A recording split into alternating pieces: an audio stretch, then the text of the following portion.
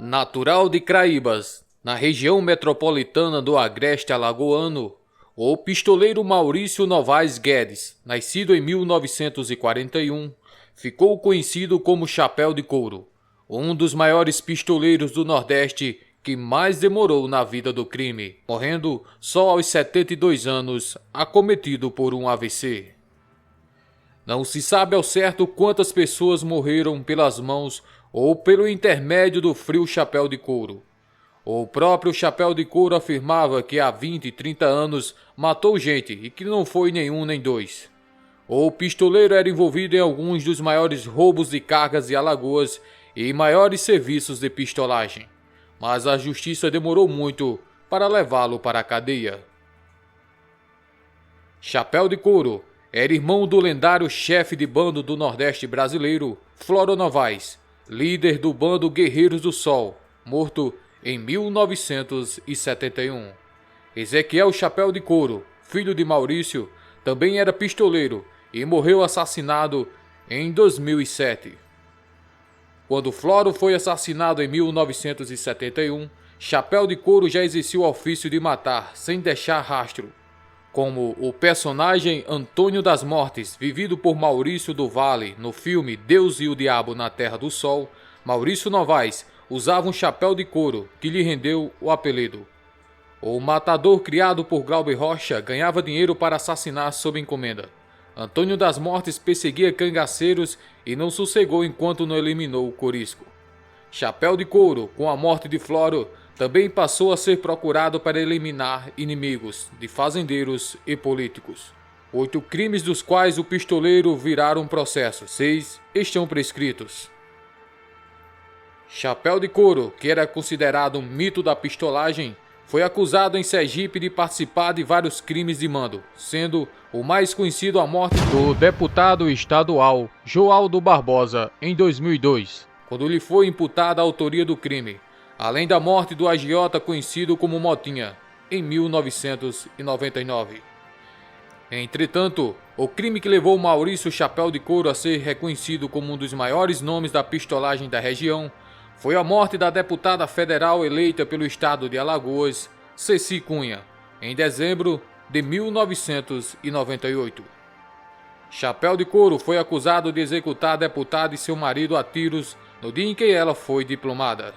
O crime foi praticado a mando do então suplente Talvani Albuquerque, que foi preso e condenado pela autoria intelectual do homicídio.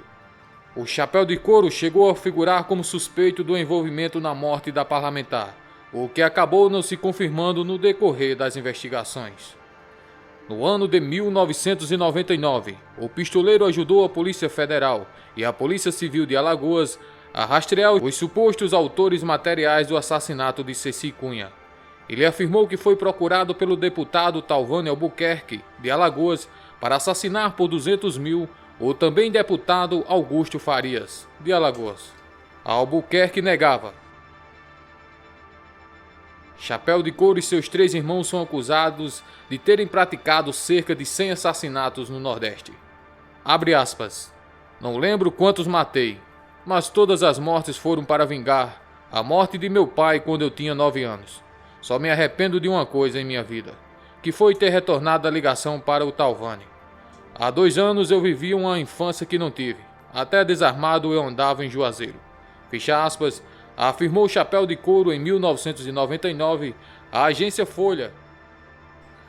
O caso de Ceci Cunha foi julgado em janeiro de 2012. O ex-deputado Talvani Albuquerque foi condenado a 103 anos e 4 meses de reclusão como autor intelectual. Além dele, Jadielson Barbosa da Silva e José Alexandre dos Santos foram condenados a 105 anos. Alessio César Alves Vasco a 86 anos e 5 meses e Mendonça da Silva a 75 anos e 7 meses. Todos os acusados foram condenados a cumprir pena em regime fechado. Também lhe recaía a suspeita de assassinar o deputado estadual baiano Maurício Cotrim, em setembro de 2007, na cidade de Itamaraju. Em Sergipe, Maurício Novaes Guedes, o Chapéu de Couro, foi condenado pela morte do empresário José Augusto Santana, assassinado a tiros em uma praça de Aracaju em agosto de 1985. No caso de deputados federais, os pistoleiros cobravam mais de 100 mil para assassiná-los. Chapéu de Couro, um dos acusadores do suplente de deputado Talvânia Albuquerque no caso Ceci Cunha, garantiu à polícia que recebeu a proposta de matar o deputado federal Augusto Farias por 200 mil. Para juízes, o preço tem muitas outras variáveis. Se várias pessoas estivessem interessadas na morte, por exemplo, podem se cotizar e o preço da morte aumenta. Mas é para matar políticos que os pistoleiros cobram mais caro. O hábito de andar armado e rodeado por seguranças ainda é muito comum entre políticos e fazendeiros do Nordeste. A grande dificuldade dos crimes, como o que matou a deputada federal Ceci Cunha, é provar o envolvimento dos mandantes e até mesmo descobrir os pistoleiros, que ganham para dar tiros certeiros e não deixar pistas.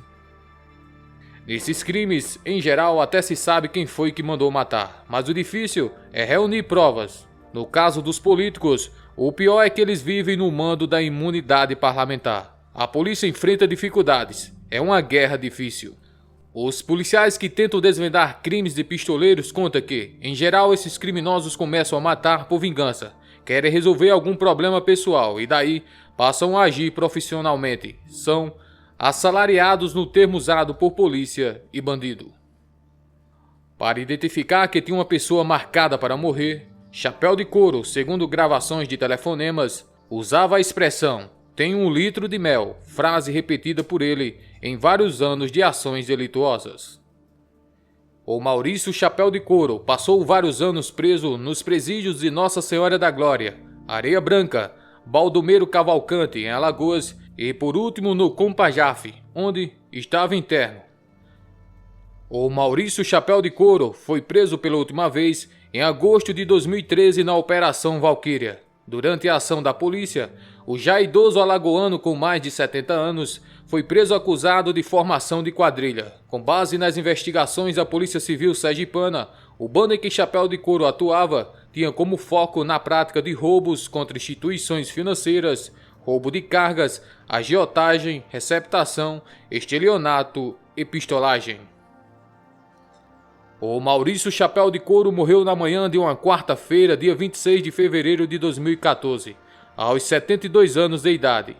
O pistoleiro estava internado no Hospital São Lucas, em Aracaju, Sergipe, após sofrer um acidente vascular cerebral, um AVC, no Compajaf, na noite anterior de sua morte. Essa é mais uma história que o Nordeste Fantástico traz para você. Se você não é inscrito no canal, se inscreva. Valeu e até mais!